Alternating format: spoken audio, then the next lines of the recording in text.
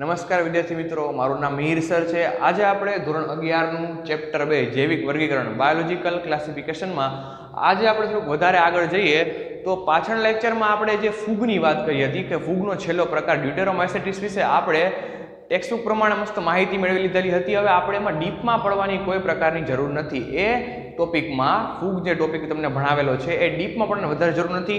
આપણે જે ટેક્સ્ટબુકમાં આપેલ છે એ પ્રમાણે તમે એને અભ્યાસ એકવાર સ્ટડી કરી લ્યો, એકવાર લખાવેલું છે તમને બોર્ડ પર, એ લખાવેલું તમે સાઈડમાં નોટ લખી અને તમે તૈયાર રાખો એટલે તમારે જ્યારે વાંચવા બેસશો ને ત્યારે તમને ખૂબ સરળ પડશે।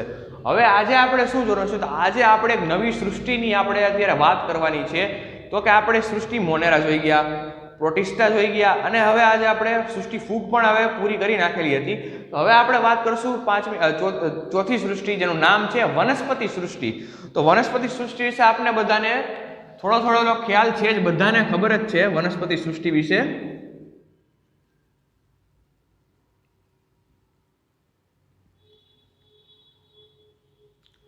વનસ્પતિ સૃષ્ટિ છે તો આપણે વનસ્પતિ સૃષ્ટિને સૌથી વધારે મહત્વ આપીએ છીએ, વનસ્પતિ સૃષ્ટિને આપણે સૌથી વધારે યાદ કરીએ। એનું કારણ શું, તો કે આનામાં એક ઘટના જોવા મળે છે જે ઘટના બીજા બધા કરતા યુનિક છે।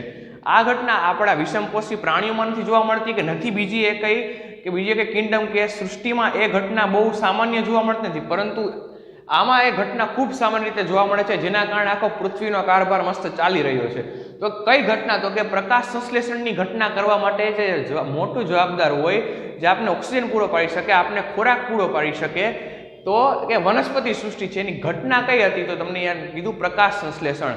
તો પ્રકાશ સંશ્લેષણ વનસ્પતિ કરી શકે એનું કારણ શું છે, તો કે એનું કારણમાં આપણે ગણાવી શકીએ, કારણ કે વનસ્પતિમાં હરિત દ્રવ્યની હાજરી છે। હરિત દ્રવ્યની હાજરી છે જે તમને હરિત કણમાં જોવા મળે। બાકી હરિત કણ જે છે સમય મનુષ્યમાં કે બીજા એક પણ ઓર્ગેનિઝમમાં જોવા મળવા એ ખૂબ મોટી વાત છે, અથવા તો જોવા મળતા જ નથી એમ કહું તો ચાલે।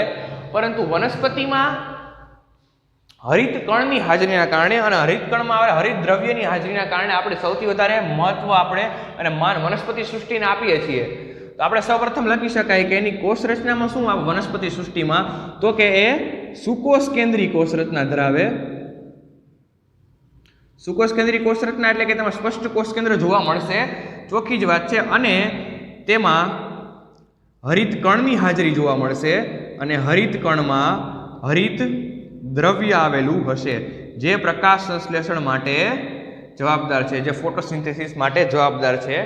હવે આપને બધાને ખબર છે એમ કે વનસ્પતિ સૃષ્ટિ છે સમગ્ર સૃષ્ટિ આપણે એમ કહી દઈએ કે બધી જ આખી સૃષ્ટિમાં સમાવેશ બધા જ સજીવો, બધા જ આખા જે સમાવેશ થાય છે એ બધા જ હરિતકણ ધરાવે છે, બધા જ પ્રકાશ સંશ્લેષણ કરે છે, તો કે ના, એવું નથી।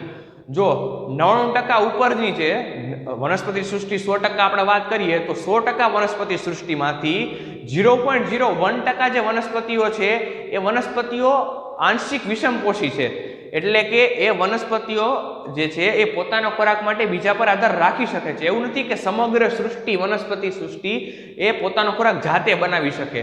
0.01% જે સજીવો છે એમાં સમાવેશિત જે ઓર્ગેનિઝમ્સ છે એ પોતાનો ખોરાક માટે બીજા પર પણ આધાર રાખી શકે છે, અને અથવા આંશિક વિષમપોષી તરીકે ઓળખવામાં આવે। એને પોતાનો ખોરાક માટે કોઈવાર થોડોક આધાર જ બીજા કોઈ પર રાખવો પડતો હોય છે। તો એના આપણે ઉદાહરણ જોઈએ તો કે અર્કઝવર અને વિનસ ફ્લાયટ્રેપ એટલે કે વિનસ મક્ષીપાસ છે, આ જે વનસ્પતિઓ છે એ કીટભક્ષી વનસ્પતિઓ છે, કીટહારી વનસ્પતિઓ છે। તમે કદાચ જોયું હશે અને કદાચ ન પણ જોયું હોય તો કે એની રચના આવી રીતે જોવા મળતી હોય છે આવી, અને જ્યારે કોઈ માખી કે કોઈ સજીવ એની અંદર જ્યારે એમાં આકર્ષક દ્રવ્ય પાછું અંદર આવેલું હોય છે, ઓકે, એના અંદર એક સ્મેલ એવી હોય છે કે માખી કે કોઈ જે સજીવ નાનું જે સૂક્ષ્મજીવ એની અંદર આકર્ષાય, તો માખી કે સૂક્ષ્મજીવ એની અંદર આવશે અને ઉપરના જે આંકડા છે એ બંધ થઈ જશે। આવી રીતે બંધ થઈ જશે, માખી કે અંદર જે હશે જે પણ વસ્તુ, જે સજીવ નાનું સૂક્ષ્મજીવ એ એની અંદર ફસાઈ જશે અને ત્યારબાદ એની અંદર મૃત્યુ પામશે, અને એના શરીરમાં એના રહેલા જેટલા ઘટકો જે વનસ્પતિને આવશ્યક હશે પોતાના ગ્રોથ માટે, પોતાના વિકાસ માટે, એ જે દ્રવ્યો છે એ વનસ્પતિ ખેંચી લેશે અને જે માખી જે છે એનું મૃત્યુ થઈ જશે। એટલે કે પોતાના ખોરાક માટે બીજા પર આધાર રાખ્યો। આ પણ એક વનસ્પતિ છે જેને કીટહારી વનસ્પતિ અથવા તો કીટભક્ષી વનસ્પતિ તરીકે ઓળખવામાં આવે, ઇન્સેક્ટિવોરસ તેને કહેવામાં આવે। આપણે વાત કરીએ તો એ જે છે એ આંશિક વિષમપોષી તરીકે ગણાવી શકાય।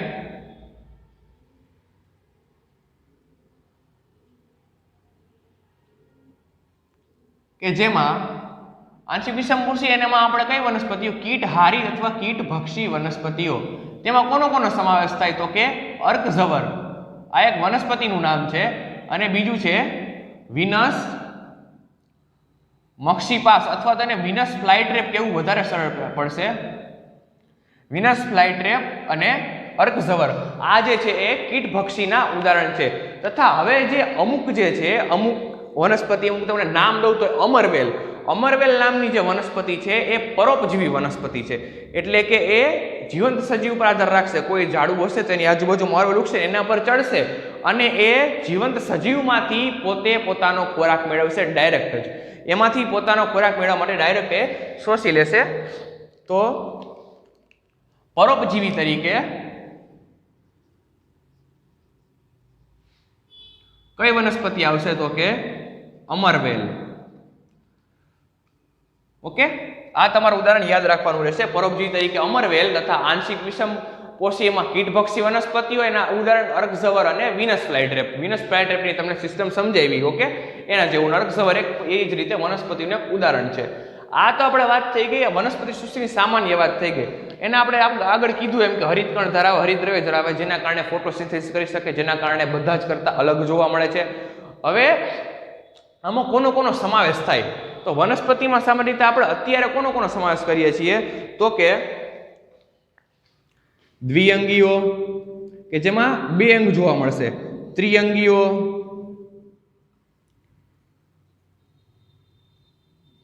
દ્વિઅંગી, ત્રિઅંગી તથા દ્વિઅંગી પહેલા લીલનો પણ સમાવેશ કોઈવાર વનસ્પતિમાં કરવામાં આવે. લીલ, દ્વિઅંગી, ત્રિઅંગી, પછી આવશે અનાવૃત બીજધારી. અનાવૃત બીજધારી વનસ્પતિ કે જેના બીજ પર કોટ નહીં આવેલું હોય, જેના બીજ પર એનું આવરણ આવેલું નહીં હોય, અને પછી આવશે આવૃત બીજધારી. આમ જોઈએ તો ઉદ્વિકાસના ક્રમ અનુસાર જ થઈ ગયું કે આમાંથી આવેલા એ પ્રમાણે આપણે જોઈએ તો વનસ્પતિ સૃષ્ટિમાં લીલ, દ્વિઅંગી, ત્રિઅંગી, અનાવૃત બીજધારી અને આવૃત બીજધારીનો સમાવેશ કરવામાં આવે છે. હવે આના પછીનું જે પેરેગ્રાફ છે તમારી ટેક્સ્ટબુકમાં એકાંતર જનન વાળો પેરેગ્રાફ આપેલો છે. એકાંતર જનન. હવે એકાંતર જનન જે છે આ ચેપ્ટરમાં આવતું નથી, એ 3જા ચેપ્ટરનો લાસ્ટ ક્વેશ્ચન છે અને આઈએમપી ક્વેશ્ચન છે.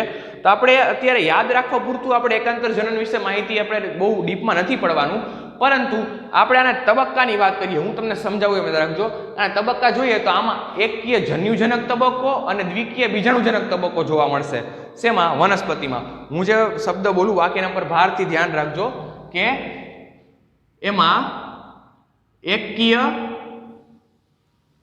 જન્યુજનક તબક્કો તથા દ્વિકીય બીજાણુજનક તબક્કો.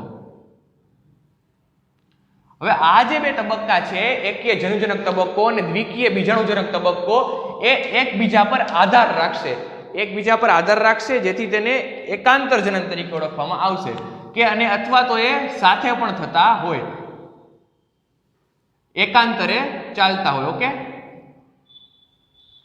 એકકીય જન્યુજનક તબક્કો અને દ્વિકીય બીજાણુજનક તબક્કો.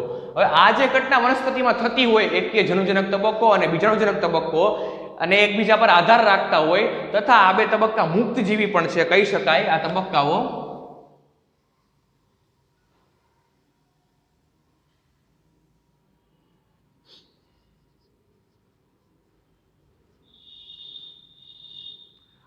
મુક્તજીવી છે, પરંતુ એકબીજા પર આધાર રાખશે ખરા. આધાર રાખે છે તેથી એકાંતર જનન તરીકે તેને આગળ ઓળખવામાં આવશે. આ તમારે આટલું યાદ રાખવાનું છે. ઓકે, કે એકકીય જન્યુજનક તબક્કો અને દ્વિકીય બીજાણુજનક તબક્કો એ મુક્તજીવી તબક્કાઓ છે તથા એકબીજા પર આધાર રાખે છે, અને આ ઘટનાને એકાંતર જનન તરીકે ઓળખવામાં આવે છે. ઓકે, આ વનસ્પતિની સામાન્ય માહિતી તમને આપી દીધેલ છે કે ટેક્સ્ટબુક પ્રમાણે આપણે જો પ્રશ્ન પૂછાય 2 માર્કમાં કે 3 માર્કમાં વનસ્પતિ વિશે માહિતી લખો, મારા ખ્યાલથી 2 માર્કમાં જ પૂછાશે આ કે વનસ્પતિ સૃષ્ટિ વિશે માહિતી લખો, તો તમારે વનસ્પતિ સૃષ્ટિ વિશે માહિતી લખવામાં આ રીતે ચાલુ કરી દેવાનું છે. ઓકે, આમાં એક આપણે પોઈન્ટ લખીએ તો આ પોઈન્ટમાં આપણે એક રચનાની આપણે વાત કરતા જોઈએ. તો વનસ્પતિની રચનાની આપણે વાત પહેલેથી જ આપણે કરતા આવીએ છીએ, પરંતુ એની એક વિશિષ્ટ ખાસિયત, હજુ એક ખાસિયત છે તેમાં હરિતદ્રવ્ય સિવાય, કે એમાં કોષ દિવાલ પણ જોવા મળશે. કે એમાં હજુ કોષ દિવાલ પણ એની રચનામાં સમાવેશિત છે, અને આ કોષ દિવાલ છે સામાન્ય રીતે સેલ્યુલોઝની બનેલી હશે. ઓકે, આ પોઈન્ટ પણ એમસીક્યુ માટે મોસ્ટ ટાઈમ ગણાવી શકાય. હરિતકણિક દ્રવ્ય કોષ દિવાલ એ સેલ્યુલોઝની બનેલી હોય. આ 5 એના પ્રકાર છે. આ બધા ઉદાહરણ તમારા માટે આઈએમપી છે. બધા ઉદાહરણ યાદ રાખવા પડશે. આ એકકીય જન્યુજનક અને એકકીય જન્યુજનક ને દ્વિકીય બીજાણુજનક તબક્કો પણ ટેક્સ્ટ પ્રમાણે જ આપણે જોયો છે. કાંઈ ઊંધું આપણે લાંબુ નથી પડવાનું. આ તબક્કા મુક્તજીવી છે. એમસીક્યુ માટે પોઈન્ટ યાદ રાખવો પડશે.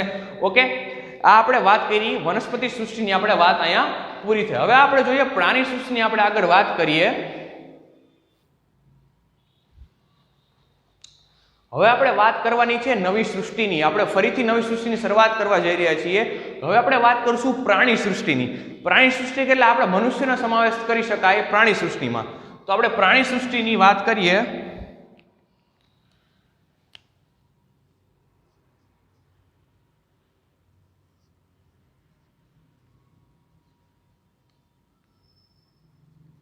તો પ્રાણી સૃષ્ટિમાં આપણે જોઈએ તો કોષોની લાક્ષણિકતા શું હોય. હવે આપણે આપણા કોષની તો આપણે ક્યાં શેમાં આવી? આપણે યુકેરિયોટિકમાં આવીએ. ઓકે, તો આપણે સુકોષ કેન્દ્રીય સજીવો છીએ. તો પ્રાણી સૃષ્ટિનો સૌપ્રથમ પોઈન્ટ શું લખી નાખવાનો કે પ્રાણી સૃષ્ટિમાં સમાવેશી સભ્યો એ સામાન્ય રીતે બહુકોષીય અને આપણે મલ્ટીસેલ્યુલર આપણે મલ્ટીસેલ્યુલર એક્ઝામ્પલ કહેવાય.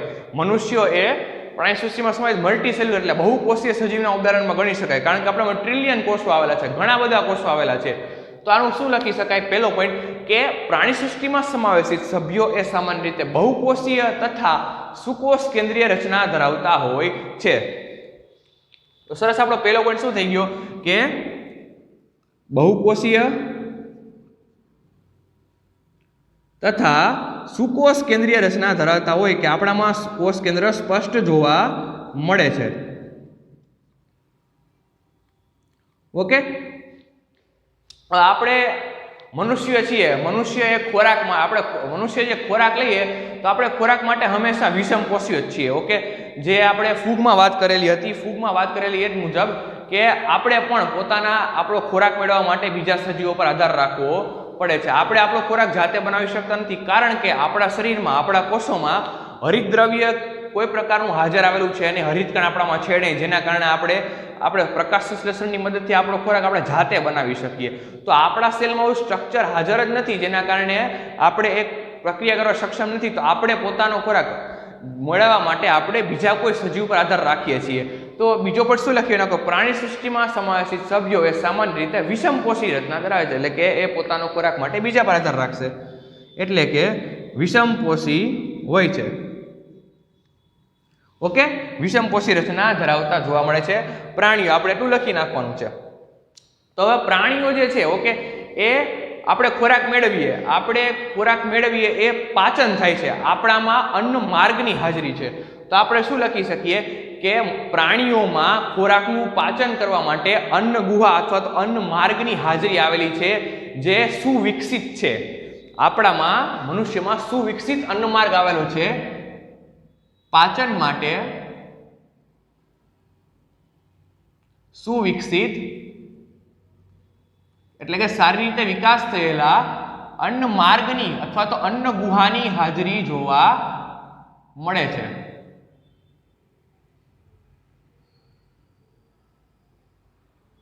ઓકે, આપણામાં બધા જ કાર્યો કરવા માટે અલગ અલગ તંત્ર આવેલા છે. આપણામાં શરીરમાં અન્ન માર્ગની હાજરી આવેલી છે પાચન માટે. અન્નમાર્ગની જેને આખું તંત્ર વિકાસ પામેલું છે આપણામાં પાચન કરવા માટે. ઓકે, તો એ આખા તંત્રને પાચન તંત્ર તરીકે ઓળખવામાં આવશે. આપણા શરીરના અલગ અલગ કાર્યો અલગ અલગ રીતે થતા હોય. ઉત્સર્જન માટે ઉત્સર્જન તંત્ર આવેલું છે, શ્વસન માટે શ્વસન તંત્ર આવેલું છે, પાચન માટે પાચન તંત્ર આવેલું છે, હલનચલન માટે આપણામાં પ્રચલન તંત્ર તથા આપણા સંવેદના માટે આપણામાં ચેતાતંત્ર આવેલું છે, કંકાલ તંત્ર આપેલું છે આપણે યાંત્રિક આધાર આપવા માટે, આપણે મજબૂતી આપવા માટે. એવા અલગ અલગ તંત્રોથી આખા સજીવનું આપણું નિર્માણ થયેલું છે. એમાં આપણે અત્યારે શું લખવાનું છે કે અન્નમાર્ગની સુવિકસિત અન્નમાર્ગની હાજરી જોવા મળે છે આપણામાં, અને પાચન માટે પાચન તંત્રની હાજરી આવેલી છે, અન્ન ગુહા આવેલી હોય છે. તથા હવે આપણે કોઈ ખોરાક લઈએ, છીએ, એ આખો ખોરાક જે બધો આપણે દર વખતે જોઈએ તો આપણે જરૂર કરતાં વધારે ખોરાક લેતા હોય કોઈક વાર.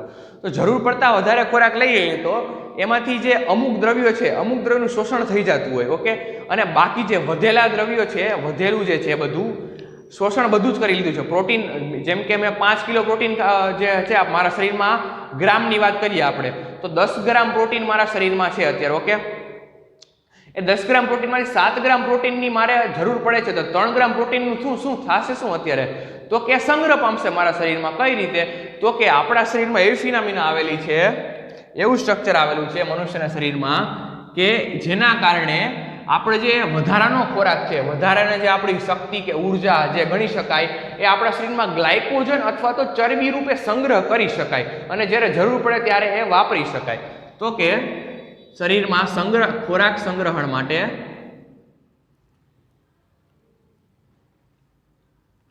ખોરાક સંગ્રહિત કરવા માટે ગ્લાયકોજન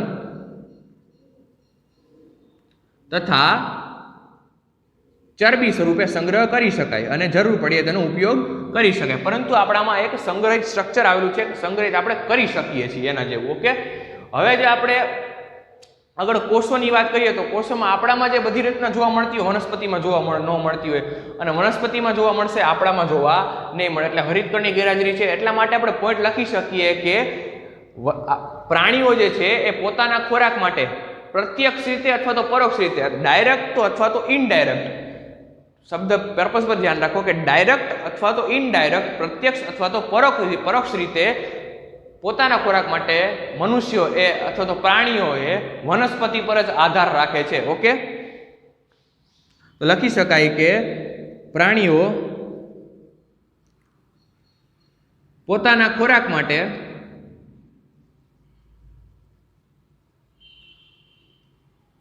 પ્રત્યક્ષ કે પરોક્ષ રીતે વનસ્પતિ પર આધાર રાખે છે.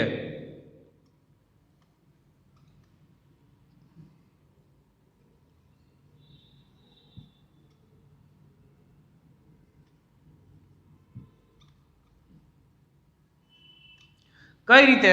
તો કે આપણે જે વેજીટેરિયન બધા છીએ,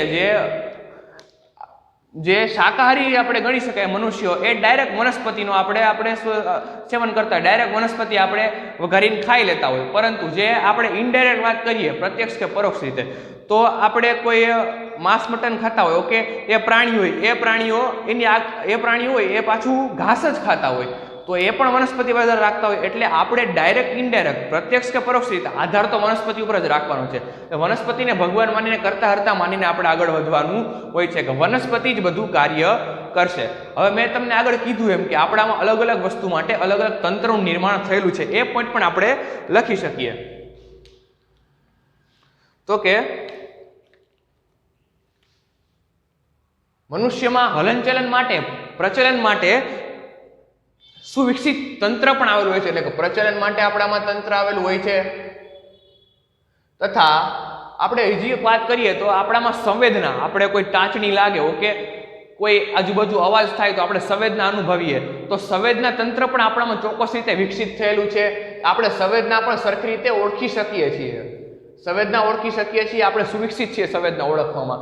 પછી આપણું ચેતાતંત્ર, આપણું ન્યુરોન્સ, કે બાળકથી જ્યારે આપણે પુખ્ત બાળક થાય, બરોબર, બાળકથી જ્યારે માણસ પુખ્તતા તરફ પહોંચે, ધીમે ધીમે ન્યુરોન્સ પણ એના સારા થતા જાય, ઓકે, જેને કારણે એના બ્રેન સેલ સારા થતા જાય, જેને કારણે એ યાદ રાખવાની શક્તિ પણ વધતી જાય. એટલે કે ચેતાતંત્ર પણ એમાં સારી રીતે વિકસિત થતું જોવા મળે. પાચન તંત્રમાં આપણે વાત કરી, પાચન તંત્ર, પ્રચલન તંત્ર, અલગ અલગ એવા તંત્ર બધા જોવા મળશે. પરંતુ આ બધું ક્યાર સુધી? તો કે જ્યારે બાળક પુખ્તતા સુધી ન પહોંચે ત્યાં સુધી. મનુષ્યમાં એક નિયમ છે કે પુખ્તતાએ પહોંચ્યા બાદ વૃદ્ધિ અને વિકાસ બંને અટકી જશે. વિકાસ તો એનો અટકી જાય, ઓકે, પરંતુ આપણી જે શરીરનું એમ વૃદ્ધિ હોય એમ ના થાય. શરીર ગરડું થતું જાય એમ કહી શકાય, પરંતુ એની જે વનસ્પતિની જેમ વૃદ્ધિ છે, વનસ્પતિ એમ સતત મોટું થતું જાય, વનસ્પતિ એક ધારું જેમ વિકસે, વનસ્પતિમાં અટકાયત નથી હોતી કે કોઈ ઉંમર બાદ એ ઊભું રહી જાય, બસ કે આનાથી વધારે. કોઈ આપણે ઉદાહરણ લઈએ તો અમુક એવા ઝાડ તમને યાદ આવતા હશે મગજમાં કે લાખો વર્ષો, હજારો વર્ષો જૂના અત્યારે મળી આવે છે, કે 5000 વર્ષ જૂના, 10,000 વર્ષ જૂના અમુક બીજ પણ મળી આવતા હોય છે. એટલે કે એમાં કોઈ નથી, ફિક્સ નથી હોતું. 1000 વર્ષ સુધી વનસ્પતિ જીવી શકે છે જો એને યોગ્ય વાતાવરણ અનુકૂળ મળે તો. આપણે યોગ્ય વાતાવરણ અનુકૂળ મળે તો પણ આપણે 1000 વર્ષ જીવી શકીએ નહીં, કારણ કે આપણા અંગ ગરડા થતા જતા એવું, ઓકે, આપણે વૃદ્ધ થઈએ છીએ, પરંતુ આપણામાં થતી વૃદ્ધિ, આપણા શરીરનો વૃદ્ધિ અને વિકાસ પુખ્તતાએ પહોંચ્યા બાદ અટકી જશે. તો મહત્વનો પોઈન્ટ લખાવી શકાય કે પ્રાણીઓ પુખ્તતાએ પહોંચ્યા બાદ વૃદ્ધિ તથા વિકાસ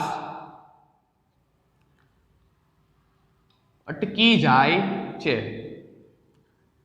બધું એક ઉંમર સુધી જ હોય, ત્યારબાદ પછી આગળ કોઈ વૃદ્ધિ કે વિકાસ થતો નથી. શરીર ધીમે ધીમે ગરડું થાય છે, વૃદ્ધ થાય છે, પરંતુ શરીરમાં વૃદ્ધિ કોઈ જે વધારો થતો જોવા મળતો નથી પુખ્તતા પહોંચ્યા બાદ. આપણે આ પ્રજનનની વાત કરીએ તો મનુષ્ય છે, આપણે મનુષ્યનું ઉદાહરણ લઈએ તો નર અને માદા જે છે એ પ્રાણીઓમાં કોપ્યુલેશન એટલે કે મૈથુન ક્રિયા દ્વારા પ્રજનન કરે.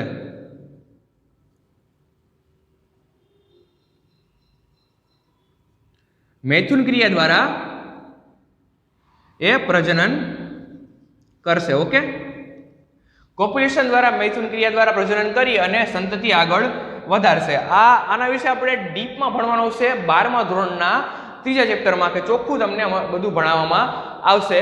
જે મનુષ્યની જે નર અને માદાનું જે આખું ફિનોમિના છે પ્રજનન તંત્ર, એના વિશે આપણે ભણવાનું આવશે. ઓકે, આપણે આગળ જઈએ તો આ બધું આપણે સ્પષ્ટ જોવા મળતું હોય તો બાળક જ્યારે માદાના પેટમાં હોય છે, ત્યારે એમાં ભ્રૂણ તરીકે હોય છે. હવે જે ભ્રૂણ છે આપણા મનુષ્યમાં, આઈએમપી પોઈન્ટ છે કે જે ભ્રૂણ છે એમાં સામાન્ય રીતે આપણને ભ્રૂણ વિદ્યાકીય વિકાસ આપણે માદાના શરીરમાં આપણે જોઈ શકીએ છીએ. ભ્રૂણ વિદ્યાકીય વિકાસ જે છે માદાના ગર્ભાશયમાં જ્યારે બાળક હોય છે ત્યારે એનું જે ભ્રૂણ હોય ધીમે ધીમે વિકાસ પામતું હોય. એ ભ્રૂણ તમારે અલગ અલગ આકાર ધરાવતું હોય, અલગ અલગ આકાર ધીમે ધીમે એ બાળક જેવો આકાર ધારણ કરતું હોય. આપણે જેનો વિકાસ છે આખો એના તબક્કા છે, આ આપણે બહારથી એને આપણે કોઈ જે પદ્ધતિ છે ચોક્કસ પદ્ધતિ દ્વારા આપણે ભ્રૂણ વિદ્યાકીય વિકાસને આપણે જોઈ શકીએ છીએ. તો આ એક પોઈન્ટ આપણા માટે આઈએમપી થઈ જાય કે માદામાં પ્રાણીઓમાં આપણે ભ્રૂણ વિદ્યાકીય વિકાસ આપણે જોઈ શકાય છે વિવિધ ક્રિયાઓ દ્વારા. પ્રજનનનો પ્રકાર પણ આપણે મૈથુન ક્રિયા દ્વારા, કોપ્યુલેશન દ્વારા આ પ્રાણીઓમાં પુખ્તતા પહોંચે વૃદ્ધિનો વિકાસ અટકી જાય છે એ વસ્તુ. ઓકે, તો આપણે વાત થઈ કે પ્રાણી સૃષ્ટિની આપણે આટલી વાત કરવાની છે, આમાં કોઈ વધારે આપણે પડવાની જરૂર નથી. બસ એક વસ્તુ યાદ રાખવાની છે, વનસ્પતિ સૃષ્ટિ અને પ્રાણી સૃષ્ટિમાં એક અલગ ખાસિયત જોવા મળે છે કે આમાં હરિતકણની હાજરી આપણામાં જોવા મળતી નથી, જેના કારણે આપણે પ્રકાશ સંશ્લેષણ કરી શકશું નહીં.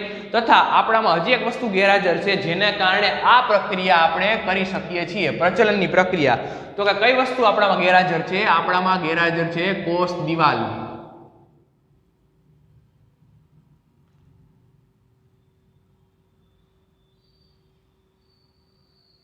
કોષ દિવાલની ગેરહાજરીના કારણે આપણે પ્રચલન કરી શકીએ છીએ. આપણામાં કોષ દિવાલ હોય તો આપણે સખત થઈ જાય, આપણે મોટાઇલ રહીએ નહીં, આપણે નોન મોટાઇલ થઈ જઈએ. જો કોષ દિવાલની ગેરહાજરી છે આપણે એટલે આપણે પ્રચલન કરી શકીએ છીએ. તો આ જે આખા પોઈન્ટ છે તમને ટેક્સ્ટબુક પ્રમાણે મસ્ત પ્રાણી સૃષ્ટિ આખું આપણું ક્લિયર થઈ ગયું છે. હવે આપણે આના આગળના લેક્ચરમાં આપણે વાયરસ વિશે આપણે અભ્યાસ કરીશું. વાયરસ અભ્યાસ પૂરો થયા બાદ આપણું જે ચેપ્ટર પૂર્ણ થઈ જશે. આ જે છે એ 2 માર્ક માટે હું મોસ્ટ આઈએમપી ગણાવી શકું એવો પ્રશ્ન છે. ખૂબ સરળ છે, તમે જાતે એકવાર તમે ટેક્સ્ટબુકમાંથી વાંચી લેશો, એકવાર તમે આવી રીતે લખી લેશો એટલે તમને 100% આવડી જશે, એના જેવું છે. બસ એક આ વસ્તુ જે અમુક જે પોઈન્ટ છે આવા એમસીક્યુ માટે આઈએમપી છે, ધ્યાન રાખવા. અને પ્રશ્ન તો 2 થી 3 માર્કમાં આઈએમપી છે જ. ઓકે, આમાં કોઈ પ્રશ્ન હોય તો મને જણાવવા વિનંતી. Thank you.